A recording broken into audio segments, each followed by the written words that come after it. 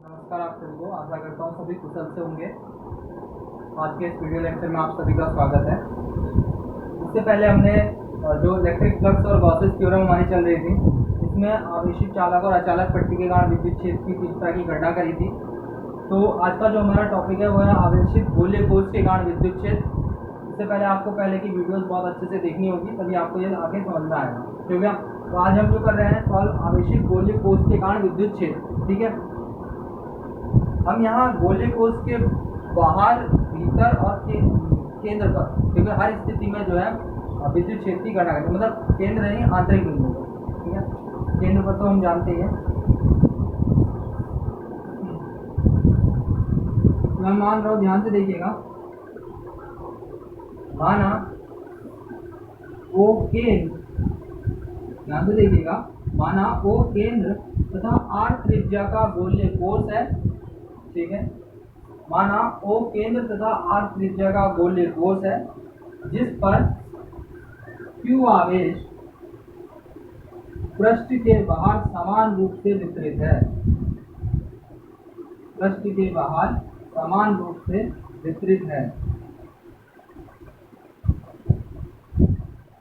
ठीक है, मैंने क्या कहा? माना ओ केंद्र तथा आर त्रिज्या का गोलीय कोश है, जिस पर +Q आवेश पृष्ठ के बाहर समान रूप से वितरित है।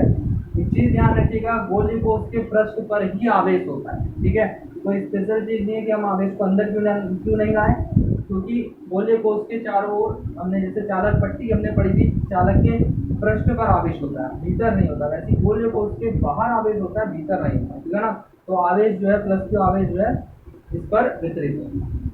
ठीक है, हमें इस पृष्ठ के बाहरी बिंदु, आंतरिक बिंदु और पृष्ठ पर, ठीक है, पृष्ठ के बाहरी बिंदु, आंतरिक बिंदु और पृष्ठ पर विद्युत क्षेत्र की तीव्रता की गणना करनी है। ठीक है, तो पहले हम बाहरी बिंदु का कर रहे हैं। इतना तो आप इससे पहले लिख ही लेंगे कि माना ओ केंद्र तथा आर त्रिज्या का एक गोलीय कोश है, जिस पर +Q आवेश पृष्ठ पर समान रूप से वितरित है। ठीक हो गया। इस पर हमें पृष्ठ के बाहरी बिंदु, आंतरिक बिंदु, ठीक है, तथा पृष्ठ पर विद्युत क्षेत्र की गणना करनी है। तो सबसे पहले हम देखते हैं बाहरी बिंदु पर। ठीक है, बाहरी बिंदु पर देख लेते हैं। तो बाहरी बिंदु पर क्या है? माना बिंदु O से R दूरी पर, ठीक है, R दूरी पर गोलीय कोश के बाहर कोई बिंदु P स्थित है। ये बिंदु P है, जिस पर विद्युत क्षेत्र की तीव्रता की गणना करनी है। ठीक हो गया, विद्युत क्षेत्र की तीव्रता की गणना आपको यहाँ पर करनी है। इस P को लेते हुए एक गोलीय, यहाँ पर जो है एक गोलीय कोश जो है वो गॉसियन पृष्ठ जो है ड्रॉ करा गया है, क्योंकि गोला है इसलिए गोले के रूप में ही जो है गॉसियन पृष्ठ ड्रॉ कर दिया मैंने। ठीक है, तो मैंने क्या कहा कि माना बिंदु O से R दूरी, स्मॉल r, ठीक है, कैपिटल R तो इसकी त्रिज्या है, स्मॉल r दूरी पर पृष्ठ के बाहर बिंदु P स्थित है, जहां हमें विद्युत क्षेत्र ज्ञात करना है। और इस P बिंदु को लेते हुए इसके चारों ओर एक गोलीय पृष्ठ खींचा गया है, या गोलीय गॉसियन पृष्ठ खींचा गया है। ठीक, जहां इस गॉसियन पृष्ठ के चारों ओर जो विद्युत क्षेत्र है वो E0 है, समान रूप से समान है वो। ठीक है, और इस पर जो P पर जो सपाट पृष्ठ है इसको हम DS1 करेंगे। ठीक है, इसकी दिशा भी बाहर की ओर होगी। ठीक, तो इतना आप समझ गए होंगे कि गोलीय कोश है, कोश के बिंदु O से स्मॉल r दूरी पर बाहरी पृष्ठ पर, आपको ये भी बताना है कि स्मॉल r दूरी पर बाहरी पृष्ठ पर, यानी कि बाहरी बिंदु, यानी कि यहाँ जो स्मॉल r है वो बड़ा है कैपिटल R से। ठीक है, क्योंकि R जो है इतना है और कैपिटल R बाहर है। ठीक हो गया, ये R क्या है? इसकी त्रिज्या है। R क्या है? त्रिज्या है, गोलीय कोश की त्रिज्या है। ठीक, और स्मॉल r आपको पता है बाहरी बिंदु है, स्मॉल r बाहरी बिंदु R। ठीक है, स्मॉल r। तो O से स्मॉल r दूरी पर बाहरी बिंदु पर P बिंदु पर आपको विद्युत क्षेत्र ज्ञात करना है, जिसे लेते हुए एक गॉसियन पृष्ठ खींचा गया है, जिस पर विद्युत क्षेत्र E0 समान रूप से वितरित है, जिसकी दिशा पृष्ठ से बाहर की ओर है। क्योंकि इस E0 की दिशा भी पृष्ठ से बाहर की ओर है। तो गाउस की प्रमेय phi E is equal to E vector dot D S one vector या फिर E vector dot D S vector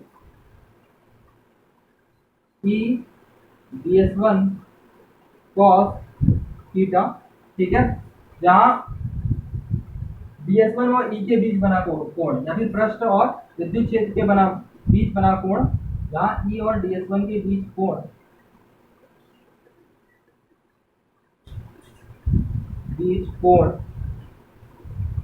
theta बराबर 0 डिग्री, ठीक है, ये कोण 0 डिग्री है, तो phi E is equal to E D S one cos 0 degree. अब चित्र से देख सकते हैं, क्योंकि गॉसियन पृष्ठ पर ई नॉट जो है विद्युत क्षेत्र मैंने कहा समान रूप से वितरित है, जिसकी दिशा पृष्ठ की अभिलंबवत है, वो अभिलंबवत ही रहती है बाहर की ओर, ठीक हो गया, अभिलंबवत बाहर की ओर है, तो इसीलिए ई और डी एस वन एक ही दिशा में इस लेंस के बीच बना कोण भी इस तरह से 0 डिग्री, तो ये हो जाएगा आपका ई डी एस वन, इसको बाहर ले लेते हैं, ठीक हो गया। अब गोले का क्षेत्रफल डी एस वन यानी कि गोले का पृष्ठीय क्षेत्रफल, संपूर्ण गोले का पृष्ठीय क्षेत्रफल है डी एस वन नाम दिया है इसको हमने,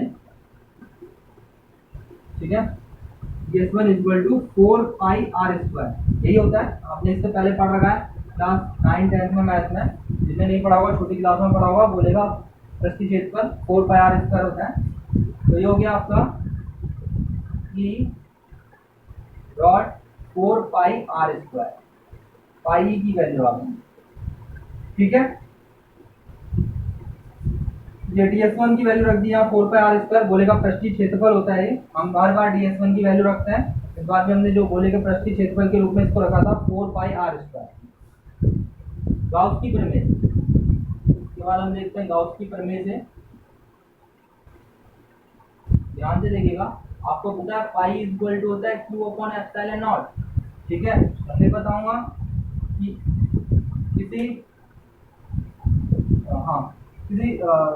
पृष्ठ के अभिलंबवत गुजरने वाला कुल विद्युत फ्लक्स पृष्ठ द्वारा परिबद्ध आवेश के 1 अपॉन एप्सिलॉन नॉट गुणे के बराबर होता है, यानी कि कोई पृष्ठ है उसके अभिलंबवत विद्युत फ्लक्स जा रहा है, तो उससे गुजरने वाला कुल विद्युत फ्लक्स पृष्ठ के अभिलंबवत गुजरने वाले पृष्ठ पर स्थित आवेश के 1 अपॉन एप्सिलॉन नॉट गुणे के बराबर है, ठीक है, आपको ये चीज ध्यान रखनी है।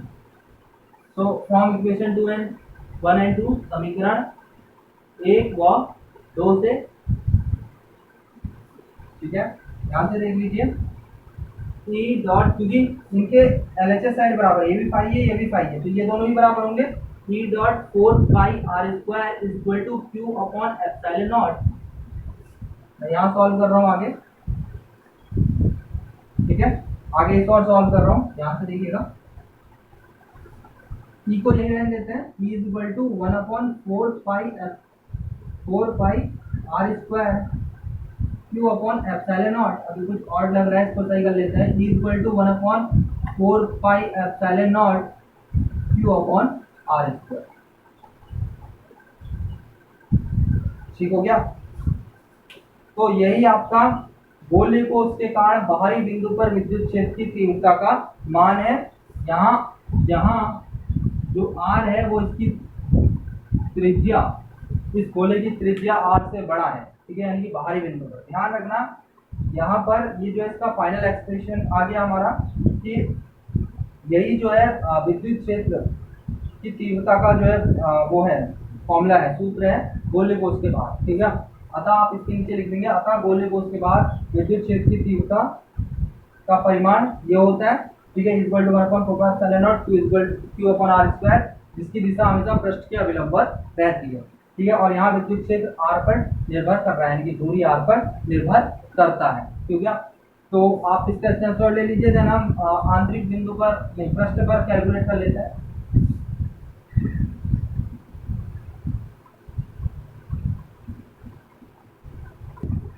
तो अब आगे देखते हैं पृष्ठ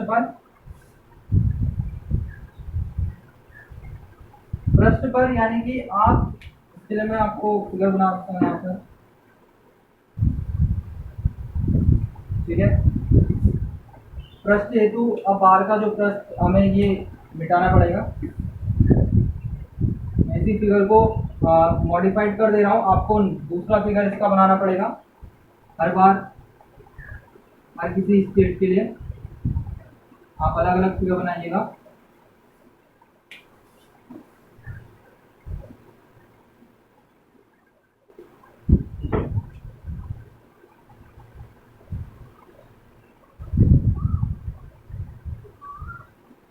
तो पृष्ठ का मतलब यह है कि अब जो आपका बिंदु P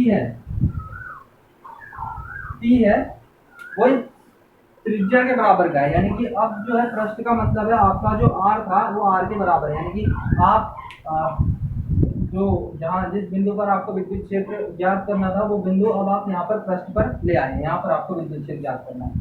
तो इसका मान बिल्कुल उसी के जैसा रहेगा, r बराबर r के हो गया। तो विद्युत क्षेत्र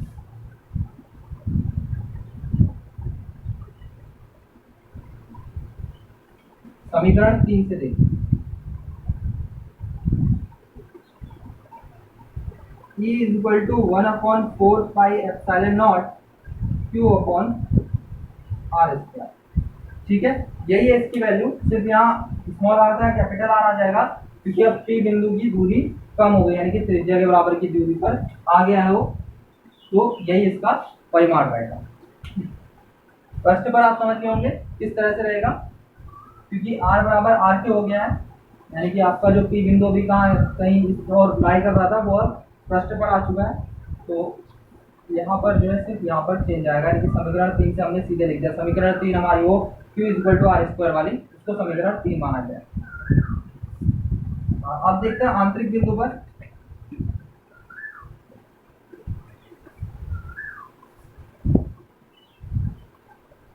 आंतरिक बिंदु पर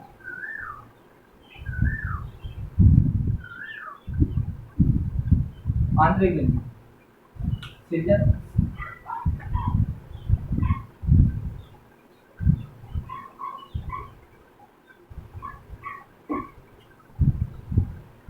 यानी कि पृष्ठ पर हमने सीधे निकाल दिया, ये हमें पता था इसका केंद्र है। तो आपको आंतरिक बिंदु पर निकालना है, यानी कि अब आप गोले के अंदर ले आए हैं इस पॉइंट को, P को।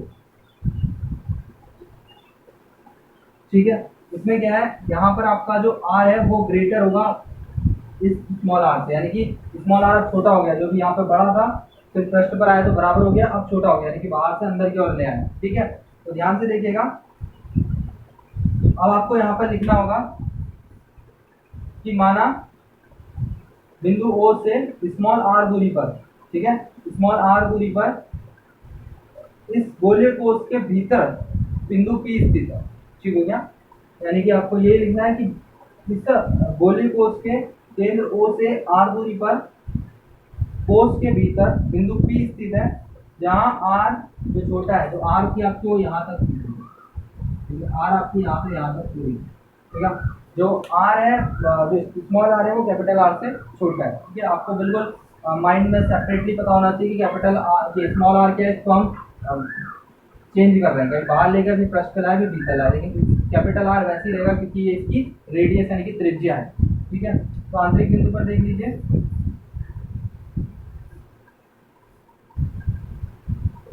अब यहाँ पर आपको लिखना है क्योंकि पृष्ठ के भीतर आवेश उपस्थित नहीं है। ठीक है, यहाँ पर आप लिखेंगे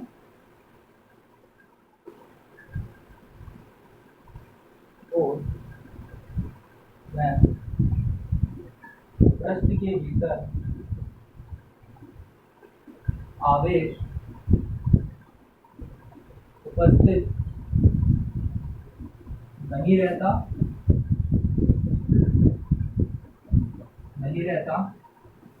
अतः विद्युत क्षेत्र का मान भी शून्य होगा। ठीक है, क्योंकि पृष्ठ के भीतर आपको पता है आवेश उपस्थित है ही नहीं, जहाँ आवेश की वहाँ विद्युत क्षेत्र नहीं हो सकता। ठीक है, तो विद्युत क्षेत्र का मान क्या होगा, शून्य होगा। अतः जो फाई ई बराबर है आपका Q अपॉन एप्सिलॉन नॉट, आवेश है ही नहीं तो 0 अपॉन एप्सिलॉन नॉट यानी कि 0 हो गया। इस तरह से E का मान भी आपका 0 हो गया। ठीक है, तो इसके लिए आपको कोई कैलकुलेशन करने की जरूरत नहीं पड़ी, आपको पता है इसके भीतर आवेश नहीं है तो सीधे सीधे विद्युत क्षेत्र का मान 0 होगा। ठीक, तो ये था तीनों पर हमने बाहरी पृष्ठ पर, आंतरिक पृष्ठ पर और पृष्ठ पर जो है विद्युत क्षेत्र को कैलकुलेट करा, जिसमें हमें डिफरेंट डिफरेंट इस तरह से वैल्यू मिली। आई होप आपको इतना समझ में आया होगा। इससे आगे चलते हैं, आप इसका स्नैपशॉट ले लीजिए।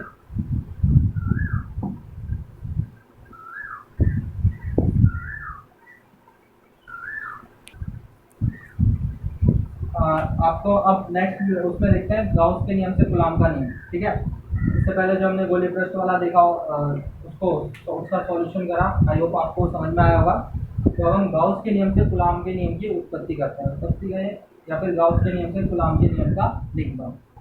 आपको कूलॉम का नियम याद होगा, कूलॉम का नियम आपने पढ़ा है, F = 1/4 pi epsilon not Q1 Q2 upon R²। ठीक है, Q1 Q2 कहिए या फिर कोई और आवेश ले लीजिए, इसमें कोई दिक्कत नहीं है। यानी कि दो आवेशों के बीच लगने वाला विद्युत बल दोनों आवेशों के गुणनफलों के अनुक्रमानुपाती तथा बीच की दूरी के वर्ग के व्युत्क्रमानुपाती होता है R का। ठीक है, तो हमें इसी की उत्पत्ति करनी है गाउस के नियम से। तो देखते हैं इसे, बिल्कुल बहुत ही सिंपल सा है। माना किसी बिंदु O पर +Q आवेश स्थित, ठीक है, ध्यान से देखिएगा, माना बिंदु O पर +Q आवेश स्थित है जिससे R दूरी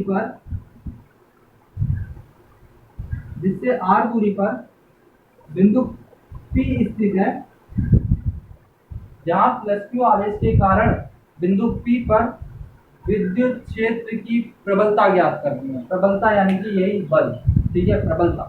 तो जहां पर +Q आवेश के कारण विद्युत क्षेत्र की प्रबलता ज्ञात की जानी है। ठीक है, मैंने क्या कहा, माना बिंदु O पर +Q आवेश स्थित है जिससे R दूरी पर बिंदु P स्थित है, जहां +Q आवेश के कारण बिंदु P पर विद्युत क्षेत्र की प्रबलता ज्ञात की जानी है। माना बिंदु P को लेते हुए O केंद्र तथा R त्रिज्या, वही O केंद्र और R त्रिज्या, यही O केंद्र है, यही R त्रिज्या, R त्रिज्या का एक गोलीय पृष्ठ खींचा जाता है। तो क्या गोलीय पृष्ठ लिया जाता है, ऐसे थोड़ा और बना दिया। माना वो केंद्र तथा इस R त्रिज्या को, यानी कि यही R त्रिज्या है, यही R लेते हुए एक गोलीय पृष्ठ खींचा गया है। ठीक है, गोलीय पृष्ठ खींचा गया है जिस पर विद्युत क्षेत्र की दिशा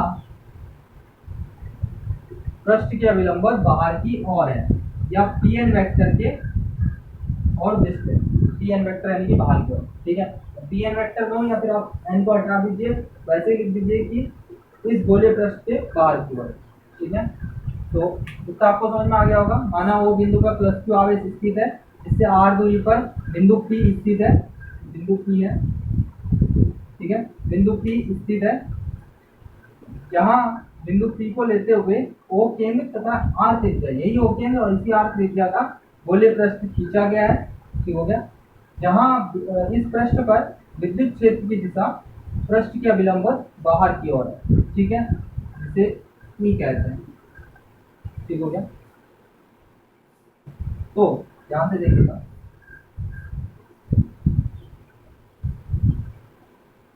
तो इससे पहले यहाँ पर लिखिएगा, माना बिंदु P पर एक लघु पृष्ठ ds उपस्थित है। ठीक है, लघु पृष्ठ ds उपस्थित है, तो विद्युत क्षेत्र E तथा लघु पृष्ठ ds के बीच कोण थीटा = 0 डिग्री होगा, क्योंकि E ds एक ही साथ है, समानांतर है, तो कोण 0 डिग्री हो गया। तो लघु पृष्ठ से गुजरने वाला विद्युत फ्लक्स, अभी मैं लघु पृष्ठ की बात कर रहा हूँ, ध्यान से देखिएगा, विद्युत flux phi E is equal to D phi E is equal to E vector dot D S vector या E D S cos 0 degree. ठीक है, जो हो गया आपका ई डी एस। तो संपूर्ण पृष्ठ से गुजरने वाला विद्युत फ्लक्स समाकलन कर देंगे। डी फाई का फाई हो जाएगा, इधर समाकलन ई बाहर और डी एस अंदर। ठीक है, तो आपको पता है गोले का पृष्ठीय क्षेत्रफल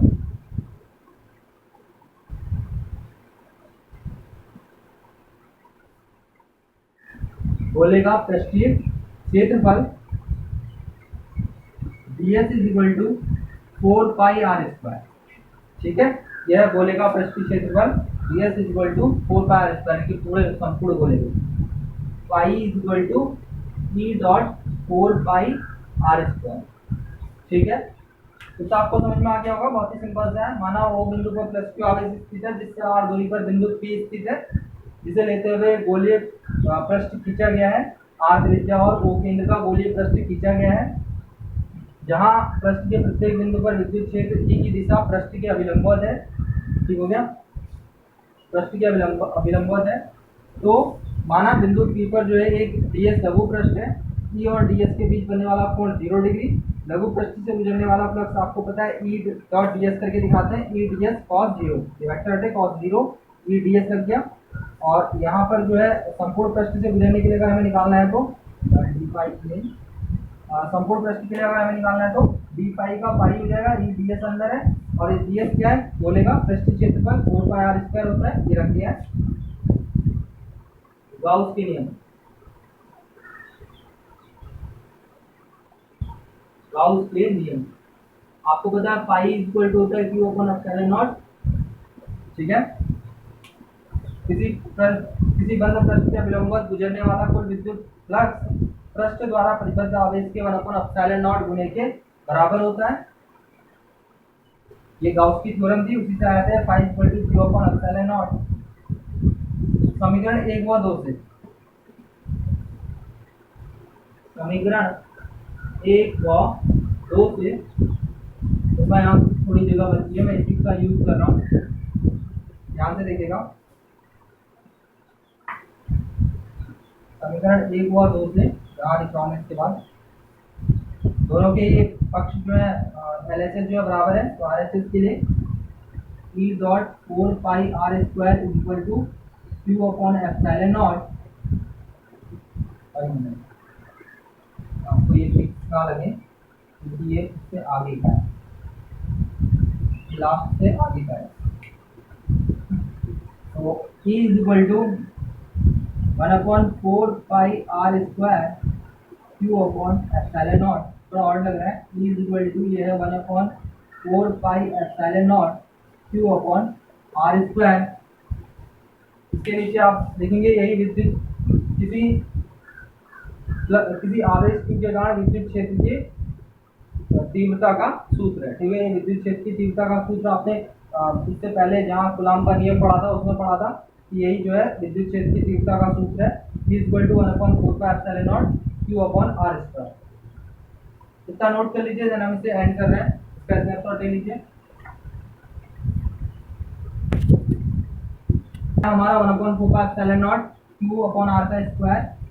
ठीक है, इसके नीचे आपको सीधे सीधे लिखना है, यही क्या है, विद्युत क्षेत्र की तीव्रता का सूत्र है, या ये विद्युत क्षेत्र की तीव्रता। ठीक है, मैं इस सेक्शन को मिटा रहा हूँ। विद्युत क्षेत्र की तीव्रता का सूत्र है, इससे आगे हमें कूलॉम बल निकालना है। तो हम कहते हैं माना बिंदु P पर Q0 आवेश स्थित है, बिंदु P पर Q0 आवेश स्थित है।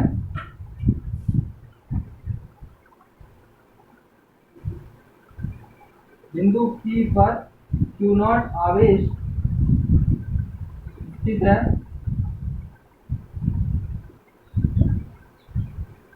तो ठीक है, क्यू नॉट आवेश स्थित है तो क्यू के कारण प्लस क्यू आवेश जो केंद्र पर स्थित है, आवेश या फिर इस तरह से ना लिखते, क्यू नॉट आवेश स्थित है तो विद्युत क्षेत्र की तीव्रता की परिभाषा से